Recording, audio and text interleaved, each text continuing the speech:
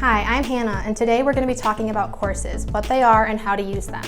You might be wondering why SparkLearn has courses since we're a self-regulated learning platform, but we recognize that sometimes content needs to be organized in a more specific way to best help learners.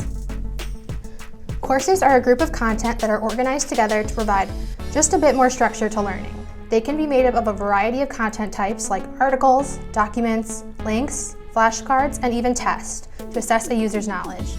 Your content manager can even assign courses to you and set a specific due date. So with that being said, let's open the app and check it out. Starting on the dashboard, I can see content that is assigned to me. Assigned courses will display the due date, if there is one, and how far along you are in the course. Scrolling down, I can browse through my recommended content where I might find other courses. When I tap on a course, I will see its description, and then I can scroll sideways to see all of its content.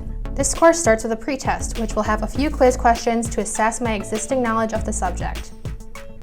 Awesome, I aced it. Now I can begin going through the course's content. Learning objects inside a course even have a section showing you what's next, so you can easily navigate through the course.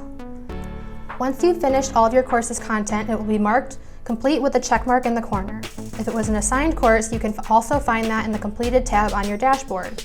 Courses can also be used to issue badges and certificates in SparkLearn, but we'll save that topic for another video. Courses are a powerful tool for content managers too. They can view reports on who has started and completed a course, how they did, and other valuable data. Can you believe courses can do all that? It's pretty amazing. If this video was helpful, please share it with a coworker or friend, and leave us a comment below if you have any questions. I'll see you next week.